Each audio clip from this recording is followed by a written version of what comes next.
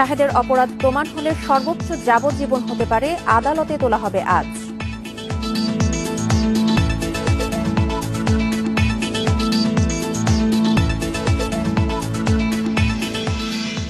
Corona পরীক্ষার সক্ষমতা কম রাজশাহী বিভাগে, জট কমাতে নমুনা পাঠাতে হয় ঢাকায়।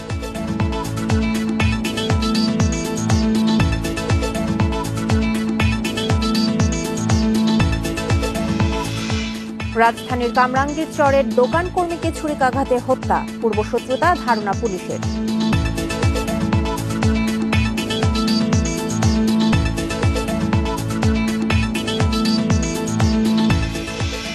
বন্যায় সুনামগঞ্জে ক্ষতিগ্রস্ত ৩০০ কিলোমিটার সড়ক, দুর্গত এলাকায় বিশুদ্ধ পানির তীব্র সংকট।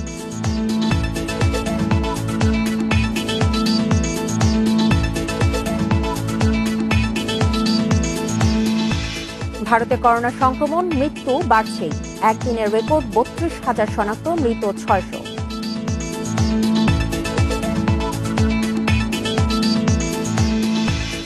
স্বাগত ইন্ডিপেন্ডেন্ট সংবাদের সঙ্গে আছে সঞ্চারী মধুতমা। শুনছিলেন শিরোনাম, যাচ্ছি পুরো খবরে। রিজেন্ট হাসপাতালের চেয়ারম্যান মোহাম্মদ শাহেদের বিরুদ্ধে প্রতারণা ও জালিয়াতি, অবৈধ অস্ত্র এবং জাল টাকা রাখার আলাদা মামলা হয়েছে। আইনজীবীরা জানিয়েছেন, এসব অভিযোগ প্রমাণ হলে কেবল অস্ত্র মামলায় সর্বোচ্চ যাবজ্জীবন সাজা হতে পারে মোহাম্মদ শাহেদের। করোনার নমুনা পরীক্ষা না করেই রিপোর্ট দেওয়ার অভিযোগে ৬ জুলাই রিজেন্ট হাসপাতালে অভিযান চালায় র্যাব। পরে হাসপাতালটি সিলগালা করে চেয়ারম্যান মোহাম্মদ শাহেদ সহ ১৭ জনের বিরুদ্ধে মামলা হয়। সব মিলিয়ে ৫৬টি প্রতারণা মামলা হয়েছে শাহেদের বিরুদ্ধে। এসব মামলায় তিনি গ্রেপ্তারও হয়েছিলেন। প্রতারণা ও জালিয়াতি ছাড়াও শাহেদের বিরুদ্ধে অবৈধ অস্ত্র এবং জাল টাকা রাখার অভিযোগে বিভিন্ন ধারায় মামলা হয়েছে। এর মধ্যে অস্ত্র আইনের মামলায় সর্বোচ্চ সাজা রয়েছে যাবজ্জীবন কারাদণ্ড। এই মামলায় জামিন হওয়া কঠিন বলেও জানান আইনবিদরা। প্রত্যেকটা মামলায় প্রমাণ করতে হবে, আর্মস অ্যাক্টে যদি ট্রায়াল হয় তাহলে তার সর্বোচ্চ সাজা যাবজ্জীবন এবং মিনিমাম ১০ বছর হতে পারে। বিশেষ ক্ষমতা আইনের একটি জাল মুদ্রার জন্য মামলা হতে পারে এবং সেখানে ৩ ধরনের সাজা আছে। সেটা হলো সর্বোচ্চ সাজা হলো ফাঁসি, তারপরে হলো যাবজ্জীবন অথবা ১৪ বছর প্লাস সঙ্গে অর্থদণ্ড। অপরাধগুলো যে জঘন্যতম অপরাধ কোনো সন্দেহ নাই এবং বিভিন্ন ধারা বিভিন্ন অপরাধের জন্য তার বিরুদ্ধে মামলা করলে পরে কিন্তু তার তো আমার মনে হয় একেবারে সাজার আর অন্ত থাকতাম। কোনো জামিন পাওয়ার তো আমি আসলে মামলা ছাড়া অন্যান্যগুলো জামিন পাওয়ার কোনো সম্ভাবনা নেই। এত মামলা যেখানে আছে তার জামিন কোনটা হবে? এদিকে রিজেন্ট গ্রুপের সাথে স্বাস্থ্য অধিদপ্তরের চুক্তি ও তার অবৈধ সম্পদের বিষয়ে অনুসন্ধান শুরু করেছে দুদক। তথ্য প্রমাণ পাওয়া গেলে মামলা করবে তারাও। অনুসন্ধান করতে গিয়ে যদি জিনিসগুলি বেরিয়ে আসে, স্বাস্থ্য কর্মকর্তা থাক, আমলা থাক, যেই ব্যক্তিই থাক, কেউ আইনের ঊর্ধ্বে নয় এবং আপনি এতটুকু দুদকের প্রতি আস্থা রাখেন, দুদক কাউকে আইনের গণ্ডির মধ্যে যদি পড়ে যায় তাহলে দুদক কাউকে ছাড় দেবে না। বুধবার ভোরে ভারতে পালিয়ে যাওয়ার সময় সাতক্ষীরা থেকে গ্রেপ্তার হন regent chairman Mohammad Shahed. Jannatul Ferdous Tanvi, independent news, Dhaka. Bank ও সমবায় প্রতিষ্ঠানও বাদ যায়নি শাহেদের প্রতারণা থেকে। ভুয়া রিকশার গ্যারেজ দেখিয়ে ২.৫ কোটি টাকা ঋণ নিয়ে ফেরত দেয়নি। উল্টো ঋণ ফেরত চাওয়ায় মামলা ঠুকেছে কর্তৃপক্ষের বিরুদ্ধে। অনুসন্ধানে জানা গেছে, ২ ব্যাংক ও একটি সমবায় প্রতিষ্ঠানের প্রায় ১২ কোটি টাকা আত্মসাৎ করেছে শাহেদ। ২০১৪ সালে সেনাবাহিনীর লেফটেন্যান্ট কর্নেল পরিচয়ে ঢাকার মার্কেন্টাইল কোঅপারেটিভ ব্যাংকের সদস্য হন শাহেদ। সে বছরই এয়ারপোর্ট শাখা থেকে রিকশার গ্যারেজ দেখিয়ে ২.৫ কোটি টাকা ঋণ নেন, কিন্তু সেই টাকা আর ফেরত দেননি শাহেদ। প্রতিষ্ঠানটির কর্মকর্তারা জানান, ১০০ রিকশার একটি গ্যারেজ দেখিয়ে ঋণ নেন শাহেদ। এরপর কর্পোরেট শাখা থেকে রিজেন্ট হাসপাতালের নামে ঋণ নেন আরও ৬.৫ কোটি টাকা। কোনোটাই ফেরত দেননি শাহেদ। অর্থ আদায়ে ২০১৫ সালে সিএমএম আদালতে ৩টি মামলা করে ঢাকা মার্কেন্টাইল কোঅপারেটিভ কর্তৃপক্ষ। তারা জানান, ঋণ ফেরত না দিয়ে উল্টো সমিতির বিরুদ্ধেই মামলা করেন শাহেদ। আমাদের একটা প্রোগ্রাম ছিল রিকশা লোন, সেই রিকশা লোন সে দেখলো যে একটা গ্যারেজে তার ১০০ রিকশা আছে, সে ১০০ রিকশার ১০০ জন চালক আছে, সেই চালককে একদিন আমাদের প্রতিষ্ঠানের সামনে হাজির করে তাদের এগেনস্টে এই লোনটা নেয়। 2015 সালে সাবেক ফার্মার্স ব্যাংকের গুলশান শাখা থেকে হাসপাতালের যন্ত্রপাতি কেনার নামে 2 কোটি টাকা ঋণ নেন শাহেদ।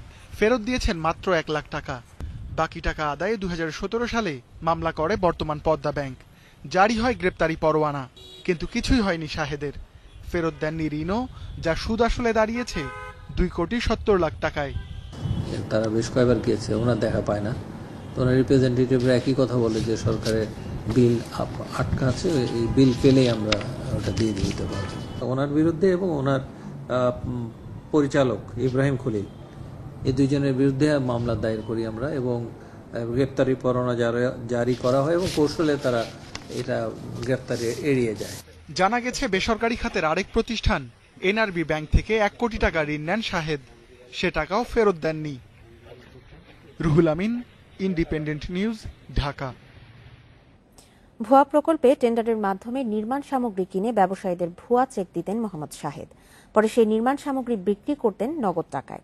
এভাবে শত শত কোটি টাকা হাতিয়েছেন রিজেন্ট হাসপাতালের মালিক মোহাম্মদ শাহেদ। শুধু তাই নয়, টাকা চাইলেই চলত টর্চার সেলে নির্যাতন। ব্ল্যাকমেইল করে ছবি তুলে পাঠানো হতো পরিবারের কাছে। এসব অভিযোগ ভুক্তভোগীদের।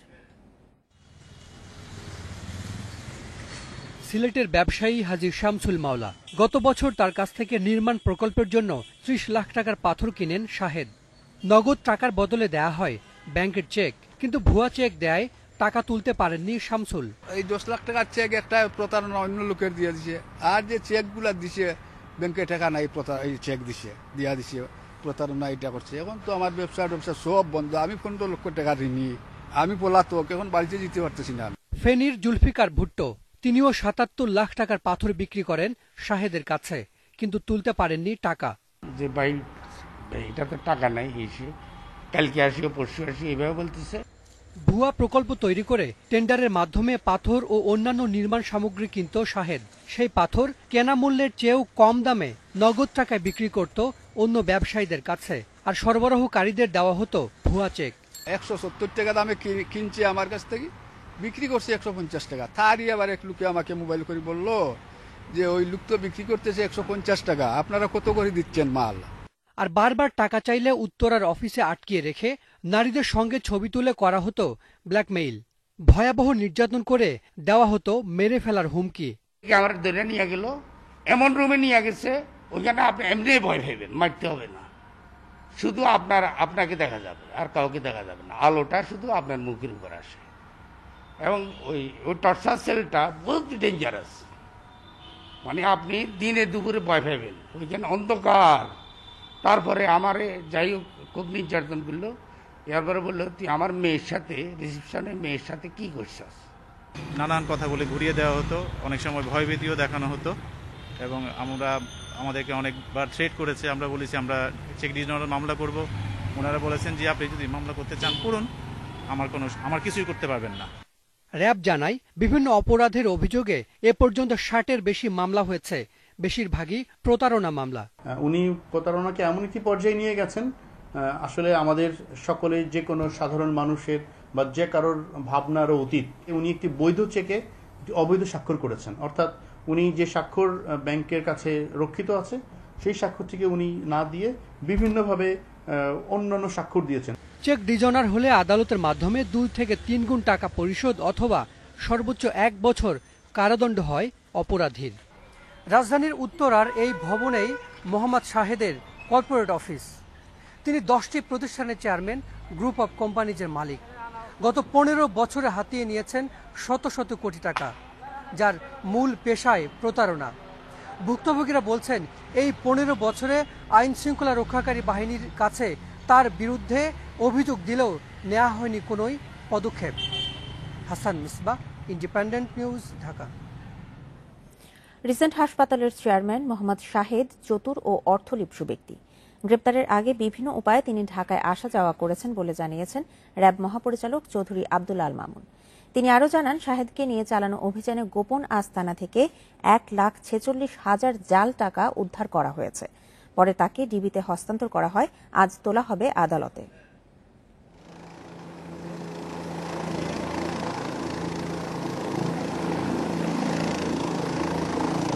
গ্রেপ্তার এড়াতে রিজেন্টের শাহেদ গত কয়েকদিন ধরে ঢাকাসহ দেশের বিভিন্ন জায়গায় ছিলেন আত্মগোপনে।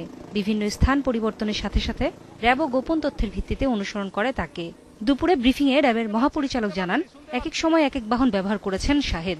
কখনো ট্রাকে, বাসে, পায়ে হেঁটে তিনি অবস্থান পরিবর্তন করছিলেন। পরে রিজেন্ট হাসপাতালের এমডি মাসুদ পারভেজের তথ্যের ভিত্তিতেই শাহেদের অবস্থান জেনে তাকে গ্রেপ্তার করা হয় বলেও জানান তিনি। শাহেদকে জিজ্ঞাসাবাদে জানা যায়, সম্ভাব্য গ্রেপ্তার এড়াতে সে এক এক জায়গায় এই কদিন আত্মগোপনে ছিল। সে ঢাকা সহ কক্সবাজার, সাতক্ষীরা, কুমিল্লার বিভিন্ন অঞ্চলে সুকৌশলে আত্মগোপন করে অবস্থান করে। সর্বশেষ সাতক্ষীরার দেবহাটার কুমোরপুর সীমান্তবর্তী সাকরা বাজারের পাশে লবঙ্গপাতি খাল দিয়ে দেশ ত্যাগ করার চেষ্টা করছিল। ওই সময় তাকে র্যাব কর্তৃক গ্রেপ্তার করা হয়। শাহেদকে গ্রেপ্তারের পর তাকে নিয়ে অভিযানে যায় র্যাব। সেখানে একটি আস্তানা থেকে 1,46,000 জাল টাকা উদ্ধার করা হয়। এ বিষয়ে তার বিরুদ্ধে মামলা হবে বলেও জানানো হয় ব্রিফিংয়ে। প্রাথমিক জিজ্ঞাসাবাদ করেছি, এরপরে ঢাকায় এসেছি। ঢাকার পরে ঢাকাতেও তাকে নিয়ে আমরা অভিযান পরিচালনা করেছি এবং আমরা উল্লেখ করেছি যে আমরা জাল টাকা উদ্ধার করেছি। র্যাব জানায়, কোভিড পরীক্ষার নামে রিজেন্ট হাসপাতালের শাহেদ কোটি কোটি টাকা হাতিয়ে নিয়েছে। এছাড়াও প্রমাণ পাওয়া গেছে রিজেন্ট হাসপাতালে 10,000 করোনা পরীক্ষার 6,000ই ভুয়া রিপোর্ট দেওয়ার। মামলা আমাদের কাছে মামলার তদন্ত গ্রহণের জন্য যে প্রক্রিয়া আছে, এই প্রক্রিয়া অনুসরণ করে আমরা আমাদের কার্যক্রম গ্রহণ করছি। নূরে জান্নাত, ইন্ডিপেন্ডেন্ট নিউজ। ঢাকা, কুমিল্লা, চট্টগ্রাম ও কক্সবাজারের পর সাতক্ষীরায় আত্মগোপনে ছিলেন রিজেন্টের মালিক মোহাম্মদ শাহেদ। দেবহাটার সাকরাবাজার সীমান্ত দিয়ে ভারতে পালিয়ে যাওয়ার ফন্দি এঁটেছিলেন তিনি। বুধবার সেখানকার লবঙ্গবতী খাল থেকে তাকে অস্ত্রসহ গ্রেপ্তার করে র্যাব। পরে হেলিকপ্টারে ঢাকায় এনে শাহেদের গোপন আস্তানায় অভিযান শেষে ডিবি পুলিশের কাছে হস্তান্তর করা হয়েছে।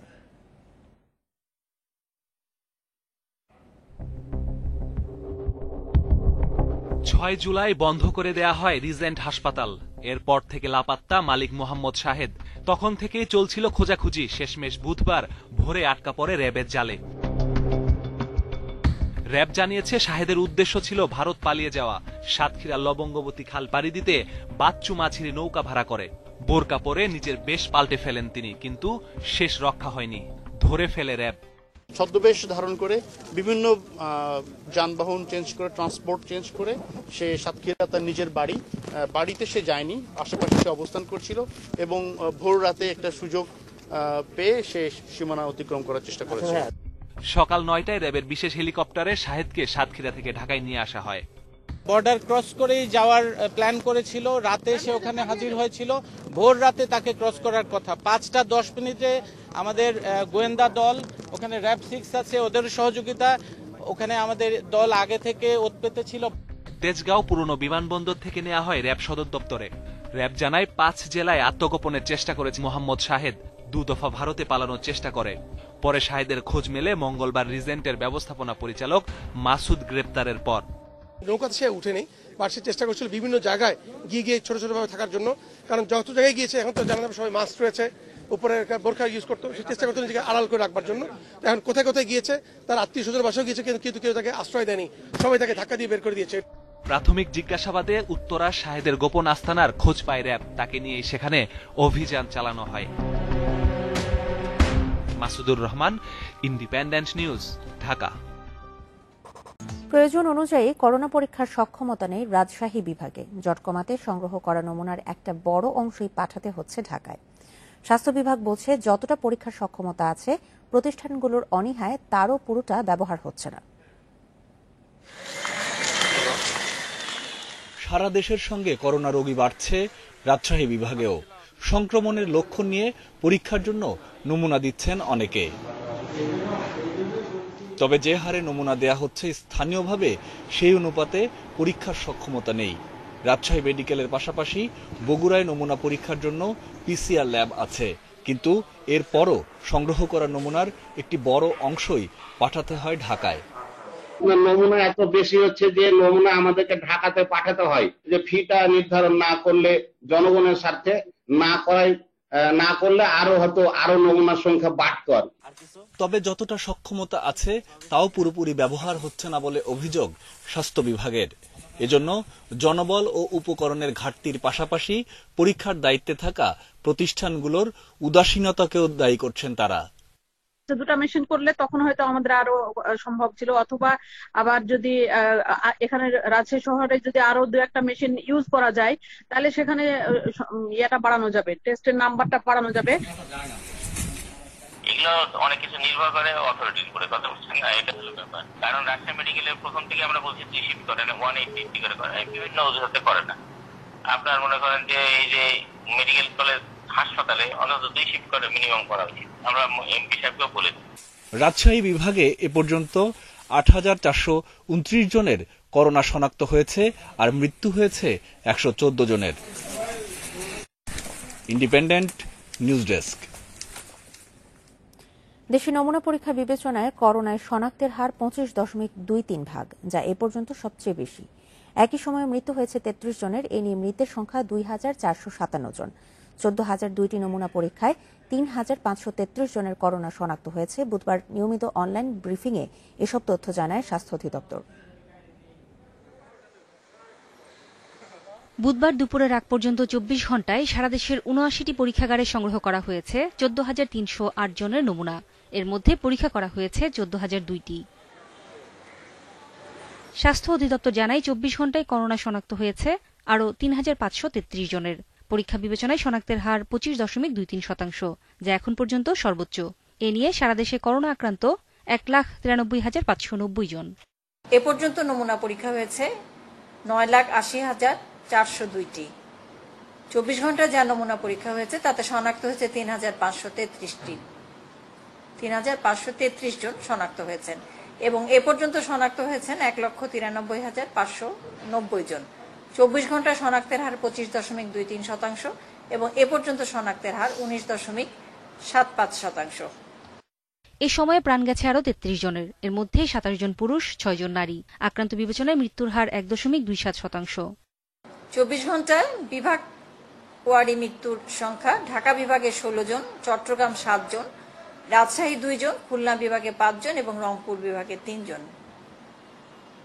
এ পর্যন্ত বিভাগ ভিত্তিক মৃত্যুর সংখ্যা: ঢাকা বিভাগে 1,224 জন, চট্টগ্রাম বিভাগ 633 জন, রাজশাহী বিভাগে 127 জন, খুলনা 138 জন, বরিশাল 89 জন, সিলেট 110 জন, রংপুর 80 জন এবং ময়মনসিংহ বিভাগে 56 জন। করোনা আক্রান্তদের মধ্যে সুস্থ হয়েছেন 1,796 জন। এ নিয়ে মোট সুস্থ 1,05,023 জন। শনাক্ত বিবেচনায় সুস্থতার হার 54.25%। করোনা থেকে সুরক্ষায় প্রয়োজনীয় তথ্য স্বাস্থ্য অধিদপ্তর ওয়েবসাইট থেকে সংগ্রহের পাশাপাশি ব্যক্তিগত সুরক্ষায় সবাইকে স্বাস্থ্যবিধি মেনে চলার আহ্বান জানিয়েছে তারা। নূরে জান্নাত, ইন্ডিপেন্ডেন্ট নিউজ। সাবেক স্বাস্থ্য সচিব আসাদুল ইসলামের মৌখিক নির্দেশে স্বাস্থ্য অধিদপ্তরের মহাপরিচালক অধ্যাপক ডাক্তার আবুল কালাম আজাদ রিজেন্ট হাসপাতালের সঙ্গে লিখিত চুক্তি করেছেন, জানিয়েছেন বর্তমান স্বাস্থ্য সচিব আব্দুল মান্নান। অধিদপ্তরের মহাপরিচালক নিজ বক্তব্যের ব্যাখ্যা দেওয়ার পর স্বাস্থ্য সচিব সাংবাদিকদের এ কথা জানান। সচিব আব্দুল মান্নান বলেন, মহাপরিচালকের লিখিত জবাবের সঙ্গে অনেক কাগজ সংযুক্ত করা হয়েছে, সেগুলো পর্যালোচনা করে পরে এ বিষয়ে জানানো হবে। গত 11 জুলাই স্বাস্থ্য মন্ত্রণালয়ের ঊর্ধ্বতন কর্তৃপক্ষের নির্দেশে রিজেন্টের সঙ্গে চুক্তির কথা জানান স্বাস্থ্য অধিদপ্তর। পরদিন স্বাস্থ্য অধিদপ্তরের মহাপরিচালক অধ্যাপক ডাক্তার আবুল কালাম আজাদের কাছে ব্যাখ্যা দাবি করে মন্ত্রণালয়। রিজেন্টের সঙ্গে চুক্তির আগে কি কি বিষয়ে বিবেচনা করা হয়েছিল সেই বিষয়েও তার কাছে ব্যাখ্যা চাওয়া হয়। উনি বলেছেন যে এগুলো মৌখিকভাবে বলেছিল। তো মৌখিকভাবে কে বলেছিল? উনি বলেছেন যে পূর্ববর্তী সচিব মহোদয় বলেছেন। তো আমি বলছি যে আপনার ডকুমেন্টস কোথায়? যতটুকু দিয়েছে এটা আরেকটু, যেহেতু অনেকগুলো কাগজ একত্রে আছে, আমি একটু যাচাই বাছাই করব, আমরা অবশ্যই আপনাদেরকে অবহিত করব। রাজধানীর কামরাঙ্গীরচর এলাকায় নিউ মার্কেটের এক দোকান কর্মীকে ছুরিকাঘাতে হত্যা করা হয়েছে। বুধবার রাত 8:45টার দিকে পূর্ব রসুলপুর 6 নম্বর গলিতে এই হত্যাকাণ্ড ঘটে। নিহতের স্বজনরা জানান, রাত 8:45টার দিকে পূর্বশত্রুতার জের ধরে একই এলাকার কয়েকজন মোহাম্মদ সজীবকে এলোপাতাড়ি ছুরিকাঘাত করে। গুরুতর আহত অবস্থায় তাকে ঢাকা মেডিকেলে নেওয়া হলে চিকিৎসক তাকে মৃত ঘোষণা করেন। হত্যাকাণ্ডের কারণ এখনও জানতে পারেনি পুলিশ, তবে হত্যায় জড়িতদের ধরতে অভিযান চালানো হচ্ছে বলে জানিয়েছে তারা। ভোলার বোরহানুদ্দিন উপজেলার জয়াগ্রাম গ্রামের রুহুল আমিনের ছেলে সজীব কামরাঙ্গীর চরে ভাড়া বাসায় থাকতেন।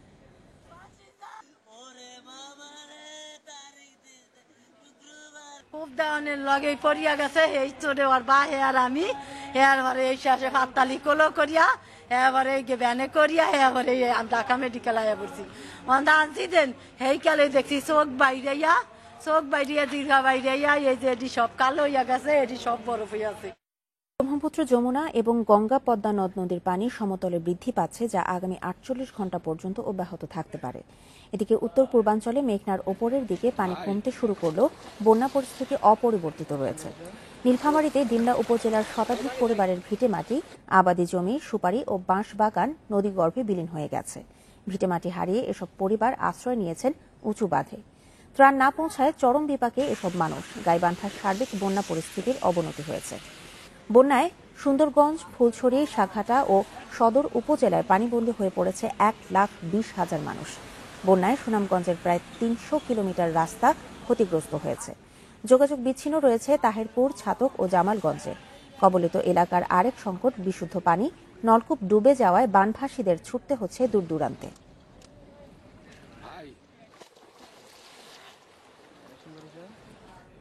নীলফামারীর বন্যা পরিস্থিতির সবশেষ খবর জানাবেন এবার আমাদের সহকর্মী জসিম উদ্দিন।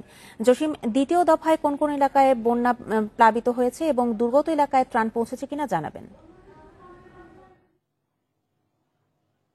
না, দ্বিতীয় দফায় এই যে বন্যা পরিস্থিতির আর নতুন করে কোনো প্লাবিত হয়নি, কারণ এখন তিস্তা নদীর পানি বিপদসীমার অনেক নিচ দিয়ে প্রবাহিত হচ্ছে। কিন্তু পানি কমে গেলেও নীলফামারীর ছোট বড় 25টি নদী সহ এই তিস্তা নদীতেও ভাঙন দেখা দিয়েছে। আপনি প্রতিবেদনে যেটা দেখেছিলেন যে ইতিমধ্যে প্রায় শতাধিক পরিবার সেই বাঁধে বা উঁচু স্থানে আশ্রয় নিয়েছে। আমি যে জায়গাটা দাঁড়িয়েছি এটিও জেলার কিশোরগঞ্জ উপজেলার চারালকাটা নদীর পাশে সারোভাষা নামে একটি গ্রামে আমি দাঁড়িয়ে আছি। আপনি দেখতে পাচ্ছেন আপনার ডান পাশে যেভাবে নদী ভাঙন দেখা দিয়েছে, এখানে অনেক পরিবার ইতিমধ্যে নদীগর্ভে বিলীন হয়ে গেছে। কিন্তু এখানে পানি উন্নয়ন বোর্ড কর্মকর্তা আমি কৃষ্ণ কুমার সরকারের সাথে কথা বলেছি। তিনি এই এলাকাটি পরিদর্শন করেছেন এবং বলেছেন যে আমরা এই ব্যাপারে একটি সংশ্লিষ্ট পানি সম্পদ মন্ত্রণালয়ে একটি প্রপোজাল পাঠিয়েছি, যেটি অনুমোদন পেলে আমরা এই সারোভাষা গ্রামের পাশ দিয়ে আমরা এই কাজটা শুরু করে দিব। আর একটি বিষয় আপনি ত্রাণের কথা যেটি বলেছেন যে আসলে দীর্ঘ 1 সপ্তাহ পেরিয়ে গেল, আজকে 6ষ্ঠ দিনের পের হয়ে 7ম দিন আজকে, কিন্তু এর পরেও এই ডিমলার যে সমস্ত মানুষ এই নদী ভাঙ্গনের কবলে পড়েছে, আমাকে উপজেলা নির্বাহী কর্মকর্তা যেটি জানিয়েছেন 6,270টি পরিবার বন্যা কবলিত হয়েছিলেন এবং নদী ভাঙ্গনে ক্ষতিগ্রস্ত হয়েছেন 147টি পরিবার। এদের পরিবারের মধ্যে শুকনো খাবার ছাড়া অন্য কোনো ত্রাণ এখনো তাদের কাছে পৌঁছেনি। আমি বলেছি যে আসলে কতটুকু বরাদ্দ রয়েছে, তিনি বলেছেন যে 62.70 মেট্রিক টন চাল বরাদ্দ রয়েছে এবং 1 লাখ টাকা। এই টাকাটি আজকে ইউনিয়ন পরিষদের চেয়ারম্যানের মাধ্যমে বিতরণ হবে বলে আমাকে জানিয়েছেন। আর যারা আশ্রয় নিয়েছেন বাঁধে বা উঁচু স্থানে তাদের জন্য টিন বরাদ্দের কথা তিনি জানিয়েছেন এবং যারা নদী ভাঙ্গনে বিলীন হয়ে গেছে তাদেরকে যে কোনো গুচ্ছ গ্রামে তাদেরকে নেওয়ার জন্য একটি পরিকল্পনা রয়েছে বলে আমাকে উপজেলা নির্বাহী কর্মকর্তা জয়শ্রী রানী আমাকে জানিয়েছেন। আমার কাছে নীলফামারী থেকে এই ছিল বন্যার সর্বশেষ খবর। নীলফামারীর বন্যা পরিস্থিতি নিয়ে জানাচ্ছিলেন সহকর্মী জসিম উদ্দিন। ঢাকা মাওয়া হাইওয়ে এক্সপ্রেসওয়েতে বাধাহীন যান চলাচলের নিয়ম থাকলেও বাস্তবে চিত্র অনেকটাই ভিন্ন। বাস বে ছাড়া গাড়ি থামানোর নিষেধাজ্ঞা এবং পথচারীদের পারাপারের আন্ডারপাস ব্যবহারের নির্দেশনা মানছে না কেউ। এতে বাড়ছে দুর্ঘটনা।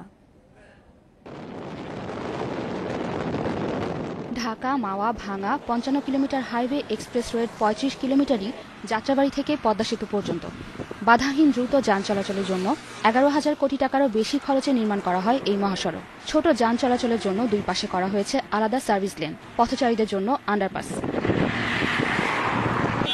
কিন্তু এত ব্যবস্থা ও নিয়মের পরও বেপরোয়া পথচারী, যাত্রী ও চালকরা। ঝুঁকি নিয়ে চলছে যত্রতত্র পারাপার, সড়ক বিভাজন ডিঙানো আর ইচ্ছেমতো গাড়ি থামিয়ে যাত্রী ওঠানামার ঘটনা ঘটছে হরহামেশাই। মোটরসাইকেল, প্রাইভেট কার, বিভিন্ন গাড়ি যাতায়াত করে। দেখা যায় অনেক সময় আমরা রাস্তার সাইডে দাঁড়ালেও তারা দেখে না, দেখেও না দেখার বান করে চলে যায়। এখানে একটা ফুট ওভার ব্রিজের ব্যবস্থা করে দেন, তাহলে জনগণের জন্য খুবই সুবিধা হবে, জনগণ অনায়াসে নির্দ্বিধায় চলাফেরা করতে পারবে। দ্রুতগতির এই সড়কে নির্দেশনা না মানায় প্রায় ঘটছে দুর্ঘটনা। গত 7 মাসে 37টি দুর্ঘটনায় মারা গেছেন 31 জন। এর মধ্যে 23 নভেম্বর এক পথচারীকে বাঁচাতে গিয়ে বাসের সঙ্গে মাইক্রোবাসের ধাক্কায় একই পরিবারের 10 জনের মৃত্যু হয়। এমন অবস্থায় কঠোর হতে যাচ্ছে প্রশাসন। হাইওয়ে এক্সপ্রেসওয়েতে নিয়ম মানতে বাধ্য করা হবে চলাচলকারীদের। আমরা সাধারণ মানুষকে অবশ্যই অনুরোধ করব যে কেউ ঝুঁকি নিয়ে রাস্তা পারাপার হবেন না। এরপরে যদি কোনো চাহিদা থেকে থাকে ফুটওভার ব্রিজ কিংবা অন্য কোনো কিছুর, সেটি জানালে যৌক্তিকতা বিবেচনাক্রমে এটা সংশ্লিষ্ট কর্তৃপক্ষ বিবেচনা করতে পারবেন বলে আমরা মনে করি। প্রতিবন্ধকতা ছাড়াই যান চলাচল করতে পারলে এই মহাসড়কে ঢাকা থেকে মাওয়া যেতে সময় লাগবে মাত্র 27 মিনিট। Independent news desk. 25শে জুলাইয়ের মধ্যে সব খাতের শ্রমিকদের বেতন বোনাস পরিশোধে মালিকদের প্রতি আহ্বান জানিয়েছেন শ্রম ও কর্মসংস্থান প্রতিমন্ত্রী বেগম মন্নুজান সুফিয়ান। বুধবার রাজধানীতে শ্রম ভবনে শ্রমিক কর্মচারী ঐক্য পরিষদের নেতাদের সঙ্গে বৈঠকের এই আহ্বান জানান তিনি। প্রতিমন্ত্রী বলেন, করোনা পরিস্থিতিতে বর্তমান পরিস্থিতি সবার জন্যই সংকটের। উৎপাদন ঠিক রাখতে শ্রমিকদের দিকেও নজর রাখতে হবে। অর্থনীতির স্বার্থে মালিক শ্রমিকদের একসঙ্গে কাজ করা এবং ছাঁটাই না করারও অনুরোধ করেন তিনি। জানান, বন্ধ পাটকল শ্রমিকদের পাওনা পরিশোধে সহযোগিতা করবে শ্রম মন্ত্রণালয়।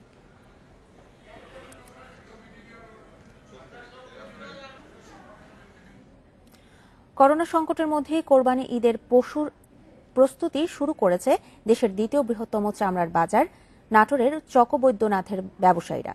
তবে গত কয়েক বছরে ট্যানারি মালিকদের কাছ থেকে চামড়ার বকেয়া টাকা না পাওয়ায় ক্ষতিগ্রস্ত হয়েছেন তারা। এ অবস্থা চলতে থাকলে চামড়া পাচারের আশঙ্কা করছেন ব্যবসায়ীরা। নাটোর রাজশাহী মহাসড়কে চকবৈদ্যনাথ এলাকায় দুই পাশের 1 কিলোমিটার জুড়ে অবস্থিত দেশের দ্বিতীয় বৃহত্তম চামড়ার বাজার। কোরবানির ঈদ উপলক্ষে সেখানে চলছে আড়ত পরিষ্কার সহ কাঁচা চামড়া প্রক্রিয়াজাতকরণের প্রস্তুতি। গত বছরের পাওনা আদায় করতে দেশের বিভিন্ন স্থান থেকে চকবৈদ্যনাথে আসতে শুরু করেছেন ব্যবসায়ীরা। তবে ট্যানারি মালিকরা আগের টাকা পরিশোধ না করায় তাদের পাওনা পরিশোধ করতে পারছেন না নাটোরের ব্যবসায়ীরাও। তারা জানান, অর্থাভাবে কাঁচা চামড়া কেনাবেচা না হওয়ায় নাটোরের আড়তে ধস নেমেছে। এই বছরও টাকা না পেলে কোরবানির প্রস্তুতির বদলে পথে বসতে হবে তাদের। লবণ কিনবে, চাকু কিনবে, লোকজন ঠিক করবে। একটা লোকের মজুরি 1000 টাকা দেওয়া লাগে ঈদের চামড়া ঠিক করার জন্য।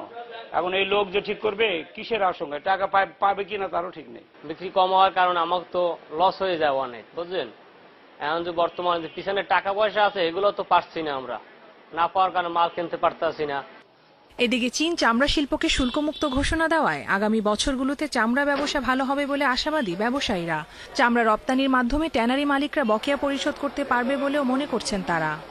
যেহেতু চীনই আমাদের দেশে মূলত মেন খরিদ্দার, চীন যদি শুল্ক প্রত্যাহার করে তাহলে অবশ্যই আমাদের দেশের চামড়া ব্যবসা অনেক ভালো হবে। এবং সামনে ঈদ আসতেছে, ঈদকে কেন্দ্র করেও আমরা মনে হয় সারা দেশের চামড়া বেচা কেনাটাও ভালো হবে। আমাদের যে চামড়ার যে দুর্দিন, সেই দুর্দিন থেকে আমরা সুদিনে আসতে পারবো বলে আমরা আশা করছি। তবে কোরবানির চামড়ার সঠিক দাম না পেলে লোকসানের পাশাপাশি চামড়া পাচারের শঙ্কা জানিয়েছেন খাত সংশ্লিষ্টরা। Independent news desk. সিন্ডিকেট করে কয়েকটি মুদ্রণ প্রতিষ্ঠান আগামী শিক্ষাবর্ষের বই ছাপার কাজ নিচ্ছে বলে অভিযোগ মুদ্রণ শিল্প সমিতির। এর মধ্যে কয়েকটি প্রতিষ্ঠানের বিরুদ্ধে অনিয়মের অভিযোগ সমিতির। এনসিটিবি বলছে এসব অভিযোগ খতিয়ে দেখা হবে।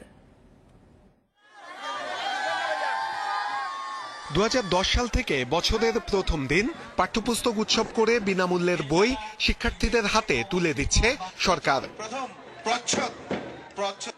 চলতি বছর করোনার কারণে গত 18 মার্চ থেকে শিক্ষা প্রতিষ্ঠান বন্ধ, তবে বই ছাপানোর কাজের প্রক্রিয়া চলছে। এবার 35 কোটি বই ছাপানোর সিদ্ধান্ত নিয়েছে জাতীয় শিক্ষাক্রম ও পাঠ্যপুস্তক বোর্ড এনসিটিবি। এরই মধ্যে দরপত্র প্রক্রিয়া চলছে। অভিযোগ উঠেছে বাজার মূল্য থেকে কমে কাগজের দাম দিয়ে দরপত্রে অংশ নিয়েছে 35 থেকে 40টি প্রতিষ্ঠান। এর মধ্যে কয়েকটি প্রতিষ্ঠানের সক্ষমতা না থাকলেও সিন্ডিকেট করে কাজ নিচ্ছে বলে অভিযোগ মুদ্রণ শিল্প সমিতির। অনেকের বিরুদ্ধে আগের কাজে অনিয়মের অভিযোগ রয়েছে। আমি অনুরোধ করব যাতে তাদেরকে কার্যাদেশ দেয়া না হয়, কারণ তারা যদি কার্যাদেশ পেয়ে যায় তাহলে এই অনিয়মটি আরো প্রশ্রয় পাবে, অনিয়মের পরিধি আরো বৃদ্ধি পাবে। এনসিটিবি বলছে কাজ দেওয়ার আগে এসব অভিযোগ খতিয়ে দেখা হবে, সক্ষমতা দেখেই কাজ দেয়া হবে। কমিটি হয়, যে কমিটিগুলো তাদের সক্ষমতা যাচাই করে, অর্থাৎ তারা যে সক্ষমতা দেখিয়ে দরপত্র ড্রপ করেছিল সেই সক্ষমতা সঠিক আছে কিনা যাচাই করে, এবং এই সক্ষমতার নিরিখেই কিন্তু মূল্যায়ন কমিটি মূল্যায়ন করে তাদেরকে কাজ দেয়। এবং এটির যদি কোনো ব্যত্যয় ঘটে থাকে তাহলে আমরা দেখব, দেখে যথাযথভাবে ব্যবস্থা নেব। বই ছাপানোর কাজ নির্দিষ্ট সময়েই শেষ হবে বলে জানিয়েছে এনসিটিভি। নূরে আলম, ইন্ডিপেন্ডেন্ট নিউজ, ঢাকা। সিলেটের সুরমা নদীর দুই তীরে গড়ে ওঠা অবৈধ পাথর ভাঙার কারখানার বিরুদ্ধে অভিযানে নেমেছে পরিবেশ অধিদপ্তর। প্রথম দফায় 23টি স্টোন ক্রাশার, 20টি শ্যালো মেশিন সহ জব্দ করা হয়েছে বিপুল পরিমাণ পাথর। পর্যায়ক্রমে পুরো জেলাতে এসব অবৈধ কারখানার বিরুদ্ধে অভিযানের কথা জানিয়েছেন কর্মকর্তারা। সিলেট নগরীর কদমতলী, কুচাই, মুক্তির চক, মীরের চক এলাকার সুরমা নদীর দুই তীরে গড়ে উঠেছে অসংখ্য পাথর ভাঙার কারখানা। এতে ব্যবহার হচ্ছে শব্দ দূষণকারী স্টোন ক্রাশার। দিনরাত এসব মেশিন চলার কারণে পরিবেশ দূষণের পাশাপাশি বিরক্তির শব্দে ভোগান্তিতে পড়েছেন এলাকাবাসী। বিভিন্ন সময় বাধা দেওয়ার পরও বন্ধ হয়নি কার্যক্রম। বাধা করতে হলে মালিকরা মানে না। রাতে দেখা যায় অনেকগুলা গাড়ি, 50-60টা গাড়ি দিনের রাইতে, আমাদের অনেক সমস্যা হওয়ার। এই এলাকায় যেহেতু ছোট ছোট বাচ্চারা আছে, আবার দেখা যাচ্ছে যে বয়স্ক বৃদ্ধ যারা আছেন তাদের এই শব্দের কারণে অনেক সমস্যা দেখা যাচ্ছে। অবশেষে এসব কারখানার বিরুদ্ধে অভিযানে নেমেছে পরিবেশ অধিদপ্তর। প্রথম দফায় নষ্ট করা হয়েছে 2টি ব্ল্যাকহেড নৌকা, 30টি শ্যালো মেশিন এবং ছোট বড় 23টি ক্রাশার। জব্দ করা হয়েছে 1,30,000 ঘনফুট পাথর। সিলেটে অবৈধভাবে পাথর উত্তোলন করা হচ্ছে এবং সেই পাথর অবৈধভাবেই একটা চোরা কারবারির মতো করে বিভিন্ন জায়গায় পাচার করা হচ্ছে আর কি। তো সেটা নিয়ে আপনারা জানেন যে হাইকোর্টের একটা আদেশ রয়েছে। তো সেই আদেশের ভিত্তিতে আমরা আসলে কাজ করে যাচ্ছি এবং আমাদের অভিযানটা আরো কন্টিনিউ করবে। অভিযান অব্যাহত রাখার পাশাপাশি জেলার সবগুলো অবৈধ পাথর ভাঙা কারখানার তথ্য সংগ্রহের কথা জানিয়েছে পরিবেশ অধিদপ্তর। ক্রাশার মেশিন ব্যবহার করে এই আবাসিক এলাকার পরিবেশকে দূষিত করছে, পাশাপাশি এখানে যারা বসবাস করে তাদের ঘুমে বিঘ্ন করা হচ্ছে। অর্থাৎ একটা অসুস্থ পরিবেশ তৈরির প্রচেষ্টার অংশ হিসেবে যারা এই কাজটুকু করতেছে তাদের প্রতি একটা বার্তা পৌঁছে দেওয়া, যাতে তারা ভবিষ্যতে আর এই ধরনের কাজ করতে সতর্ক হয়। জব্দ পাথর নিলামে বিক্রি হয়েছে 94,30,000 টাকায়। এছাড়া 1,12 লাখ টাকা সমমূল্যের যন্ত্রাংশগুলো নষ্টের কথা জানিয়েছে পরিবেশ অধিদপ্তর। মাধব কর্মকার, ইন্ডিপেন্ডেন্ট নিউজ, সিলেট। করোনা সংকটের মধ্যে কোরবানি ঈদের প্রস্তুতি শুরু করেছে দেশের দ্বিতীয় বৃহত্তম চামড়ার বাজার নাটোরের চক বৈদ্যনাথের ব্যবসায়ীরা।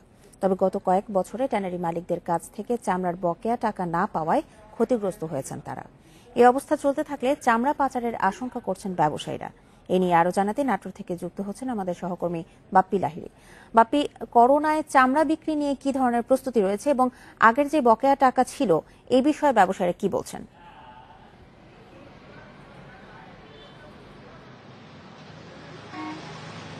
যেমনটি বলছিলেন যে নাটোরের চামড়া ব্যবসায়ীদের বকেয়া টাকার বিষয়টা, আসলে এই বিষয়টা নিয়ে কিন্তু প্রতি বছরই চামড়া ব্যবসায়ীরা একটা অভিযোগ করে থাকেন যে ট্যানারি মালিকরা তাদের পাওনা টাকাগুলো পরিশোধ করে না।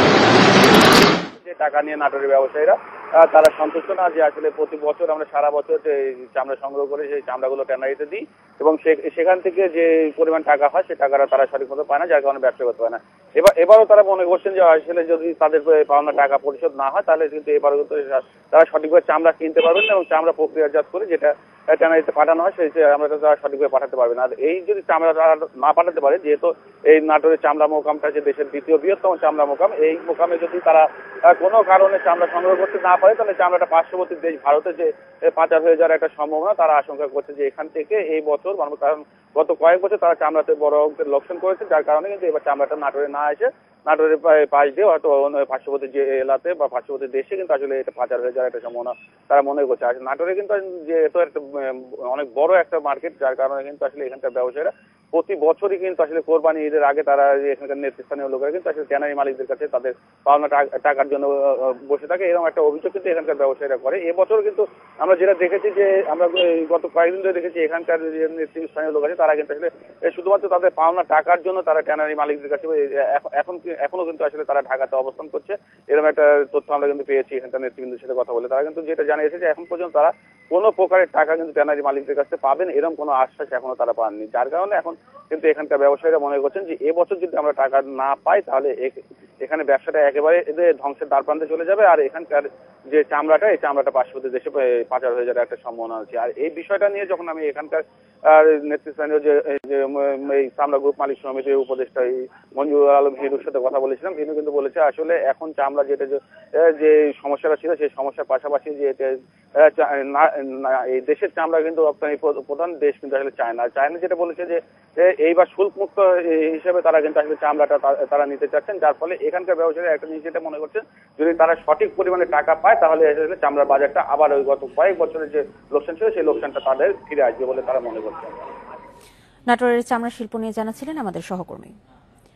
করোনায় বিশ্বে একদিনে 5,500-এর বেশি মানুষের মৃত্যু হয়েছে, নতুন শনাক্ত 2,34,000-এর বেশি।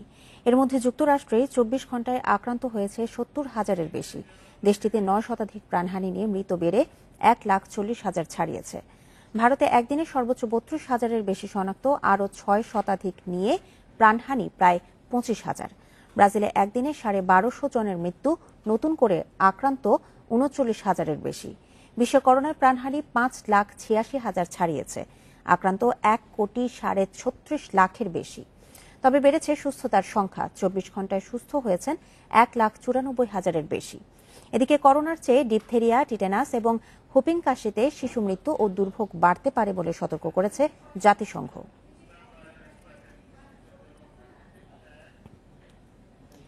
বিকেএসপিতে অনূর্ধ্ব 19 দলকে আইসোলেশনে রেখে 4 সপ্তাহের ক্যাম্প শুরু করতে যাচ্ছে বিসিবি।